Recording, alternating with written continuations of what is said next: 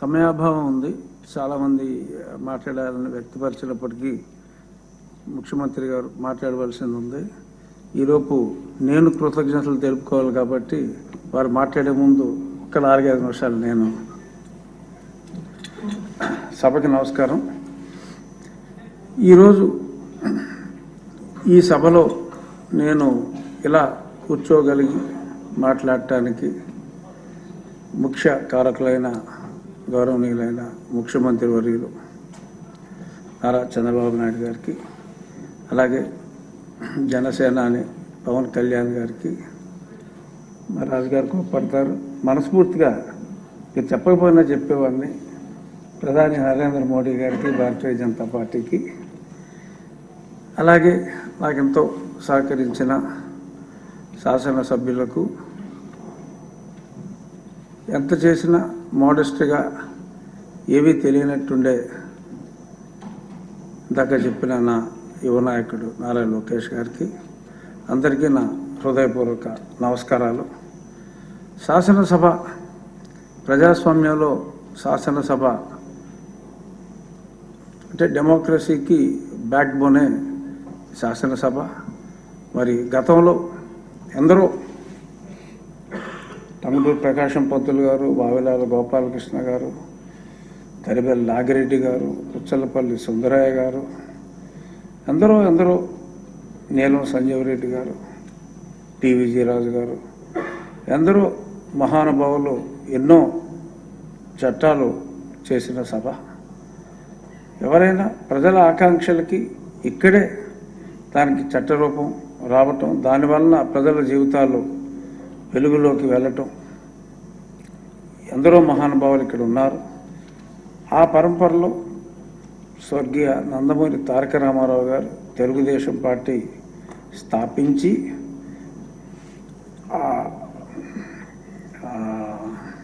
సంక్షేమం అనే దాన్ని ఒక కొత్త ఒరవడి సృష్టించి భారతదేశంలో మొట్టమొదటిసారిగా సంక్షేమం యొక్క విలువ, సమాజమే దేవాలయం, ప్రజలే దేవుళ్ళు అని ఊరికనే స్లోగన్తో కాకుండా పరిపూర్ణంగా ఆయన విశ్వసించి మరి గొప్ప సంస్కరణల్లో చేపట్టి ప్రజామోదంతో, సభ్యుల ఆమోదంతో మరి ప్రజల జీవితాల్లో వెలుగు నింపింది ఈ సభ.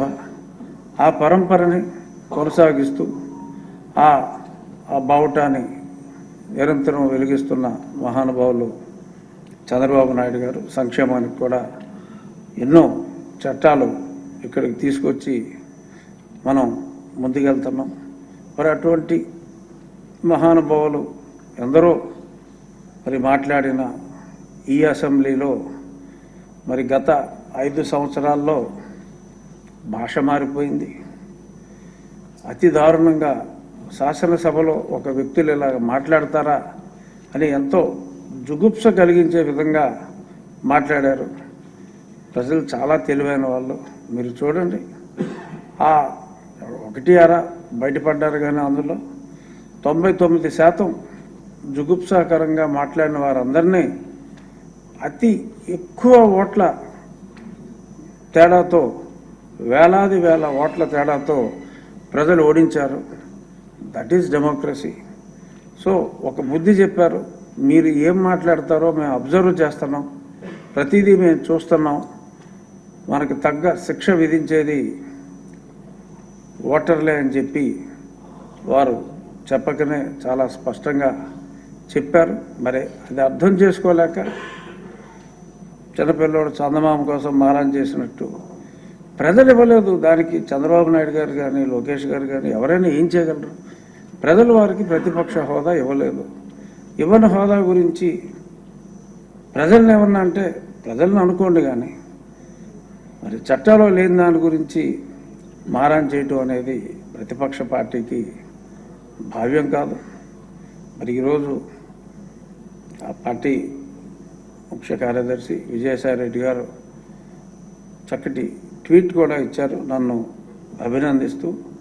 మరి సభ సజావుగా జరిగే విధంగా మీరు గతాన్ని గుర్తుపెట్టుకోకుండా చాలా బాగా నడిపిస్తారని చెప్పి it's a very positive statement. మరి అలాగే ఈ చందమామ మారాలు మానేసి ఇందాక మా అచ్చెన్నాయుడు గారు కోరుకున్నట్టు ఒక్కరోజు కాదు ఎక్కువ రోజులు ఇక్కడికి రావాలని నేను కూడా మనస్ఫూర్తిగా కోరుకుంటున్నాను. నాకు మైక్ ఇవ్వట్లేదు అంటే ఒకసారి వచ్చి చూస్తే కదా తెలిసి ఇది మైక్ ఇస్తున్నారో లేదో.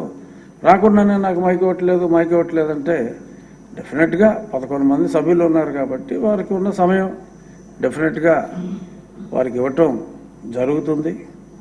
ఇంట్లోనే సెట్టింగ్ వేసుకుని మాట్లాడటం కరెక్ట్ కాదు. ఇంత వైభవంగా అసెంబ్లీ హాల్ ఉన్నప్పుడు వారి ఇక్కడికి వచ్చి తప్పనిసరిగా కుసంస్కారులు కాదు, మా గౌరవనీయులైన ముఖ్యమంత్రి వర్యులు ఇటువంటి చెత్త భాషని ప్రోత్సహించే వ్యక్తి కాదు, అగౌరవపరిచే వ్యక్తి కూడా కాదు. కాబట్టి నేను గతంలో కూడా శాసనసభ్యుడిగా ఉన్నప్పుడు తోటి శాసనసభ్యుడిగా అసెంబ్లీలో వారికి తెలియజేయడం కూడా జరిగింది, మీరు రండి అసెంబ్లీకి కంపల్సరీగా అని. ఇప్పుడు ఉపసభాపతిగా కూడా అత్యున్నత విలువలు పాటిస్తూ మీరు హోదా మర్చిపోండి. ఎందుకంటే నాకు తెలిసిన న్యాయ పరిజ్ఞానంలో ప్రతిపక్ష నాయకుడు హోదా రాదు. మారం మానేసి వచ్చేయండి అసెంబ్లీకి, ఇది గౌరవ సభ, తప్పకుండా మిమ్మల్ని గౌరవిస్తామని చెప్పి ప్రతిపక్షానికి కూడా నేను మనస్ఫూర్తిగా తెలియజేస్తున్నాను. నేను ఎంపీగా ఎన్నికైనప్పుడు పెద్దలు వెంకయ్యనాయుడు గారి దగ్గరికి వెళ్ళి, గురుగారు మీరు నాకు కొన్ని ఎలా నడుచుకోవాలో చెప్పండి అంటే, ఒక్కరోజు కూడా పార్లమెంట్ మనకు కౌల్ అండ్ షక్దర్ పుస్తకం కొనుక్కుని ఖాళీగా పెడతావేమో, ఆయన విట్టు ఉంటుంది కదా, చదువు,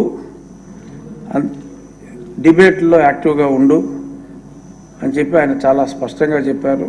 ఆయన చెప్పిన దాన్నే నేను 99% అటెండెన్స్ నాది. ఒకరోజు సంతకం పెడతాం మర్చిపోయా, ఒక్కరోజు మటుకు కరోనా వచ్చినప్పుడు వెళ్ళలేకపోయా, 2 రోజులు నేను సభకి అటెండ్ అవ్వలేకపోయాను. సో అందరికీ ఇందాక లోకేష్ గారు కూడా అన్నారు చాలామంది కొత్త వాళ్ళు ఉన్నారని. సో వెంకయ్యనాయుడు గారి సూచనలు కొత్తవారు అందరూ కూడా పాటించాలి.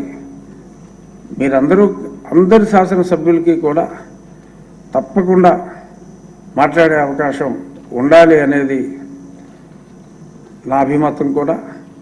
గతంలో లోక్సభలో ఉన్నప్పుడు కూడా ఒకసారి కూడా మాట్లాడిన వాళ్ళు చాలా పర్సంటేజ్ ఉండేవాళ్ళంటే అప్పుడు లోక్సభాపతి గారితో, ఓం బిర్లా గారితో నేను ఆయనతో చాలా స్నేహంగా ఉండేవాడిని. ఈ అందరికీ మాట్లాడే అవకాశం రావాలి అంటే ఎవరైనా మాట్లాడకపోతే వాళ్ళని వెతికి ఈరోజు నువ్వు మాట్లాడాలి అని చెప్పి ఇన్సిస్ట్ చేసి కూడా మాట్లాడించారు. అలాగా ఏ ఒక్కడిని కూడా అవకాశం ఉన్నంత వరకు నేను వదలను, కంపల్సరీగా మాట్లాడమనే కోరుకుంటాను. సమయం ఉన్నప్పుడు లైబ్రరీకి వెళ్ళి మరి గతంలో పెద్దలందరూ మాట్లాడిన ఆనిముత్యాలు లాంటి మాటలు, ఆ రోజుల్లో డిబేట్ అంటే నేను పార్లమెంట్ లైబ్రరీలో కూడా చాలా విన్నాను. చాలా కన్స్ట్రక్టివ్గా ఒక నాయకుడు ప్రతిపక్ష నాయకుడిని అద్భుతంగా గౌరవించే విధంగానే మరి సాగేవి. మరి ఈ బూతుల కల్చర్ అనేది అన్ఫార్చునేట్గా ఈ సభలోనే గతంలో జరిగింది. అటువంటిది డెఫినెట్గా రిపీట్ అవ్వదు. పెద్దలు పవన్ కళ్యాణ్ గారు ఒక సూచన చేశారు, విమర్శ మరి ఈ సోషల్ మీడియాని కంట్రోల్ చేసే విధంగా ఒక చట్టం అని. ఎందుకంటే సోషల్ భావ వ్యక్తీకరణ వేరు, మరి ఒక స్త్రీలని అవమానకరంగా మాట్లాడటం వేరు.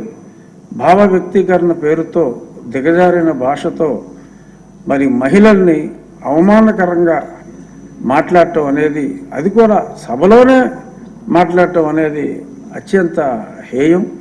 దానికి తప్పకుండా చట్టం తీసుకురావాల్సిన అవసరం ఉంది. అది మనందరి బాధ్యత. పెద్దలు చంద్రబాబు నాయుడు గారి అనుమతితో డెఫినెట్గా వీలైనంత త్వరగా సభ్యుల సూచనతో పవన్ కళ్యాణ్ గారు చెప్పినట్టుగా ఆ చట్టం అవసరం ఎంతో ఉంది. కాబట్టి నిన్న వాళ్ళు కోర్టుకు వెళ్ళినా కూడా మరి కోర్టు కూడా దాన్ని వాళ్ళ అభ్యర్థాన్ని తిరస్కరించడం జరిగింది. మమ్మల్ని తిట్టేశారు మీరు అని చెప్పి కూడా చెప్పడం జరిగింది. చాలా దారుణంగా న్యాయమూర్తుల గురించి కూడా మాట్లాడారు. It is high time. తప్పకుండా ఆ చట్టం గౌరవనీయులైన ముఖ్యమంత్రి గారు స్పెషల్ ఇంట్రెస్ట్ తీసుకుని దాని మీద మన సభలో చర్చించి త్వరగా పవన్ కళ్యాణ్ గారు కోరుకున్నట్టు ఆ చట్టం వచ్చేలాగా మనందరం సమిష్టిగా కృషి చేద్దాం. ఇక నాకు అయ్యన్న పాత్రుడు గారితో కలిసి పనిచేసే అవకాశం ఇచ్చారు పెద్దలు ముఖ్యమంత్రి గారు. మేము ఆల్మోస్ట్ 40 సంవత్సరాలుగా యూనివర్సిటీలో నేను నా చదువు పూర్తవకముందే అప్పటికే ఆయన ఎమ్మెల్యే అయ్యారు. అప్పటి నుంచి కూడా ఆయనతో నాకు ఎంతో స్నేహం. సో అలాగా స్నేహితులిద్దరినీ కూడా మరి ఒకే చోట ఉండేలాగా చేసినందుకు ఈరోజు నా జీవితంలో నిజంగా మర్చిపోలేని రోజు. నాకు ఐఎమ్ లిటిల్ బిట్ ఎమోషనల్. ఈ గొప్ప అవకాశాన్ని నాకు ఇచ్చిన చంద్రబాబు నాయుడు గారికి నేను ఆజన్మంతం రుణపడి ఉంటాను. నన్ను అరెస్ట్ చేసినప్పుడు పెద్ద ఆయన డైరెక్ట్గా ఆయనే ఎటువంటి పిఏ లేకుండా నా వైఫ్కి నా అమ్మాయికి కూడా నేనమ్మా చంద్రబాబు నాయుడు మాట్లాడుతున్నానని చెప్పి ఆయనే మాట్లాడి నేను మానిటర్ చేస్తున్నాను, మీరెవరు వర్రీ అవ్వద్దు అని చెప్పి మాట్లాడిన వారికి ఎంతో ధైర్యం చేకూర్చిన మహానుభావుడు ఆయన. ఆయన చేసేది ఎవరికి తెలియని వారు అంతే. ఎప్పుడు ఎవరికి ఏం చేయాలి అనేది ఆయనకి తెలిసినంత బాగా ఎవరికీ తెలియదు అనేది దానికి సజీవ సాక్ష్యం. నేను ఈరోజు మీ ముందు ఈ కుర్చీలో కూర్చోవటం, వారు చెప్పిన విధంగా డెఫినెట్గా మరి కొంత అంటే నా భాషలో ఎప్పుడు కూడా నేను తేడా మాట్లాడలేదు సార్ గతంలో కూడా.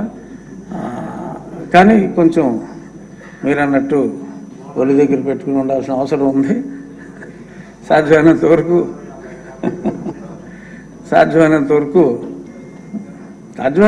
కాదు, సాధ్యం చేసుకుని నేను ఉప సభాపతిగా మరి పూర్తి బాధ్యతలతో, అలాగే శాసన సభ్యులందరితో కూడా నాకు ఇప్పటికే చక్కటి పరిచయం ఉంది. పార్లమెంట్లో కూడా సుమారు అక్కడ ఉన్న 800 మందిలో కనీసం ఒక 400 మందితో పేరు పెట్టి పిలిచే అంత చనువు నాకుంది. సో అందరితో సరదాగా ఉండటం. సో డెఫినెట్గా ఈ కుర్చీలో కూర్చున్నప్పుడు పెద్దల మాట పూర్తిగా పాటించాలి.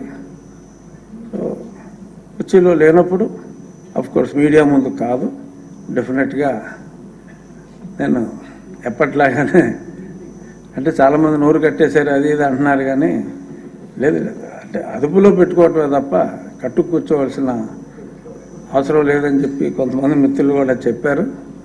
సో నిష్పక్షపాతంగా సభని ముందుకు నడిపించడంలో సీనియర్ పెద్దలు చంద్రబాబు నాయుడు గారు, లోకేష్ గారు, కళ్యాణ్ గారు, భారతీయ జనతా పార్టీ సీనియర్స్, మా చిన్నప్పటి నుంచి మా నాన్నగారు మిత్రుడు కుర్రోళ్ళ కనపడతాడు ఆయన కామినేని శ్రీనివాస్ గారు,